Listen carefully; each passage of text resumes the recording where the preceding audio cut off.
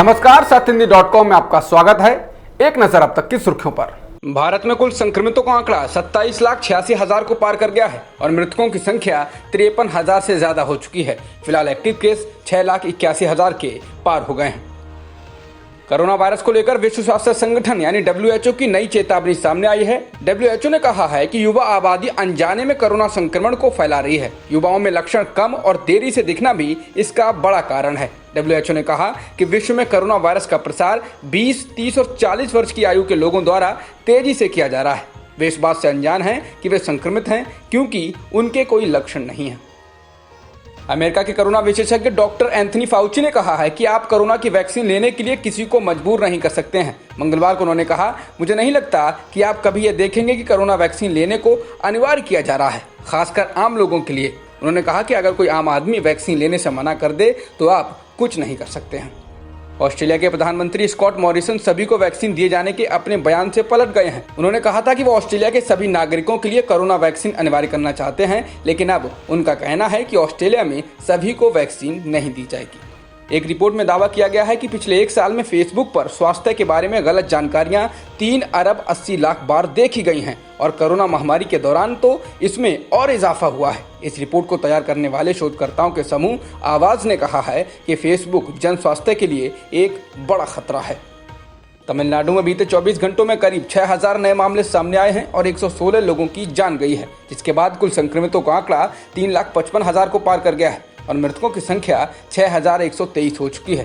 फिलहाल active case 53,000 से ज्यादा हैं। आंध्र प्रदेश में बीते 24 घंटों में 9,742 नए मामले सामने आए और 86 लोगों की मौत हुई। इसके साथ ही राज्य में कुल संक्रमित लोगों की संख्या 3,16,000 के पार हो गई है और कुल मृतकों की संख्या 2,906 हो गई है। फिलहाल एक्टिव केस 86,000 से ज्यादा हैं। केरल में बीते 24 घंटों में 2,333 नए मामले सामने आए और 7 लोगों की मौत हुई है। इसके बाद राज्य में कुल एक्टिव केस 17,382 हो गए हैं।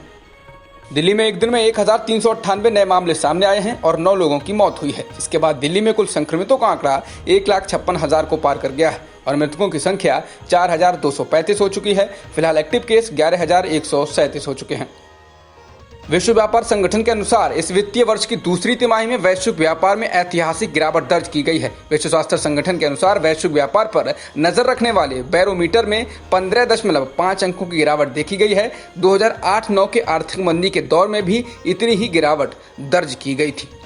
न्यूजीलैंड की एक अदालत ने कहा है कि कोरोना के शुरुआती दिनों में लॉकडाउन लागू करना जायज तो था, लेकिन यह गैर कानूनी था क्योंकि सरकार ने अपने अधिकार क्षेत्र से आगे बढ़कर यह कदम उठाया था। न्यूजीलैंड में 26 मार्च से लेकर 3 अप्रैल तक लगे लॉकडाउन की कानूनी वैधता को एक वकील ने अदालत में चुनौती दी थी।